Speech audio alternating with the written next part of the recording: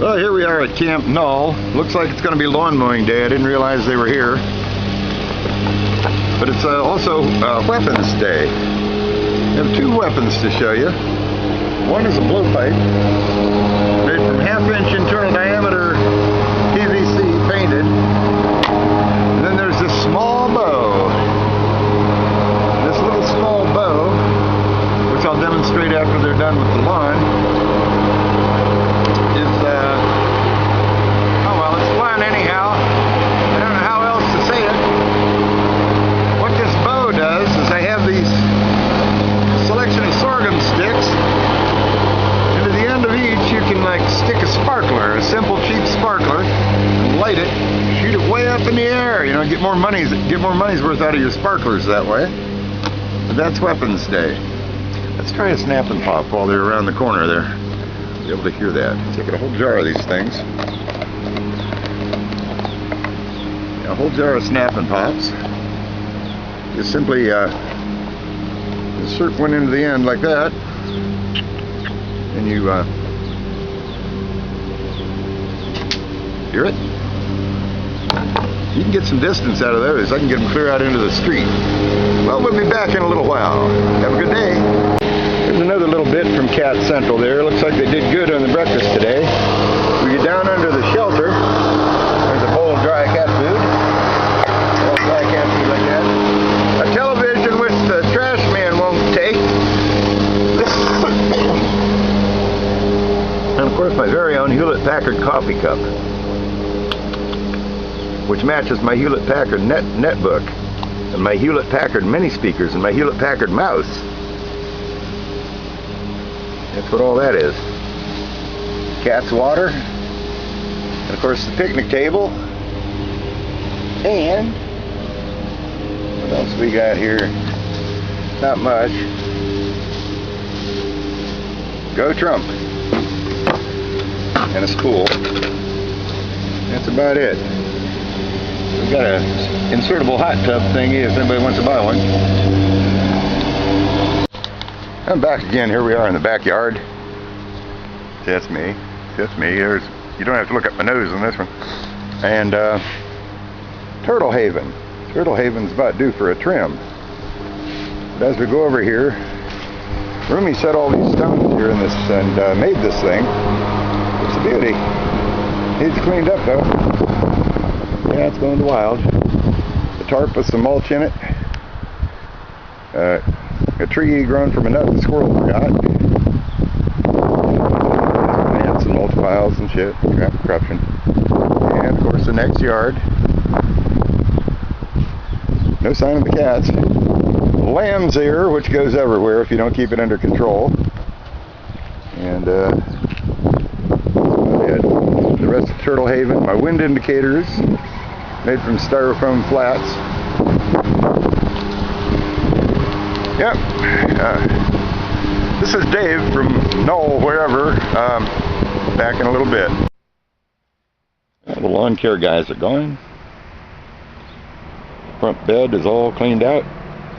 That creeping bush is trimmed. The big red bush is trimmed. They've done that nice smiley cut. That nice smiley cut on the front lawn. There's my little elm tree out front. It's a little square bed.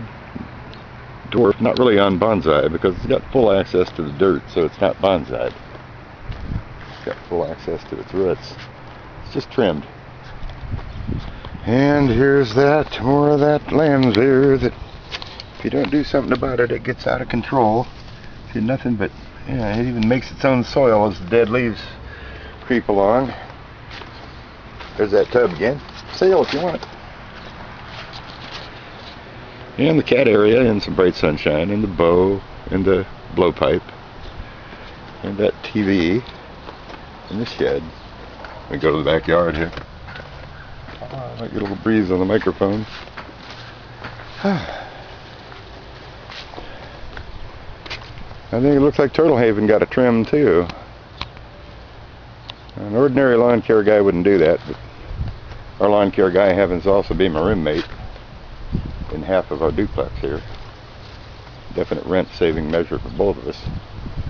I have a stable income, he has a seasonal income. That way mine predominates a little more in the wintertime. He's got the summertime to help cover the utilities and bills and things. And another close look at the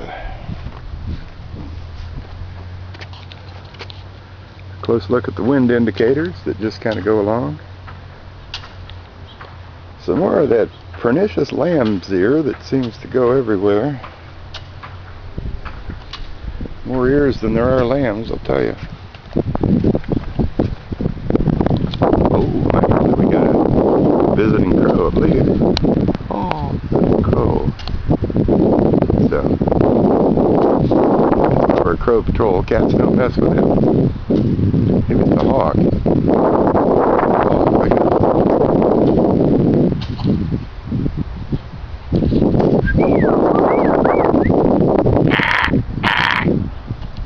Can't get him to fly. If it's a crow, he won't. If it's a hawk, he will.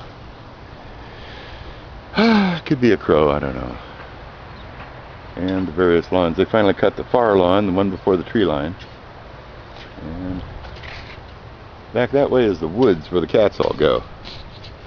That's where they go. Okay, we're going to zip back here. The woods where the cats go. I'm trying to encourage them all to move into the woods and be wild and eat mice and things like that. They won't do it. So I've been trimming back their food slowly. And the clothesline row. Some more tank. I meant to say something about God. A famous and prolific writer, sometimes an interesting writer, once said, while he was in Rio de Janeiro, I think it was in Dangerous Visions, probably it was Harlan Ellison in the Dangerous Visions book. He said, God is within you. And he also went on to say, save yourself, which is, nobody's going to save you. Save yourself. God is within you. Which brings up to that thing, God simply is.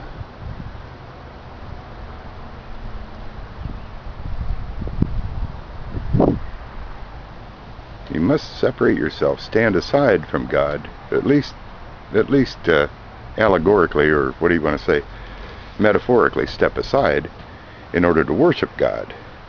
Otherwise, worshiping God makes about as much sense as worshiping yourself, which is ridiculous.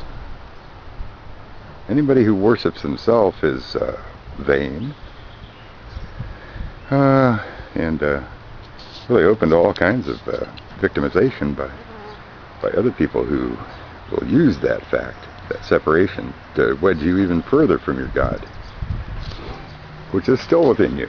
But instead of separating you from God, what it does is it corrupts the part of God within you, which messes up the whole scene. So I don't know what else I can say about that at the moment, except God is. God simply is. And the writings of Samuel Adams bear this out. That they believed, the deists, the ones who rejected the organization, the theology, rejected the religion, but embraced God. No. God is within you. Don't worship yourself.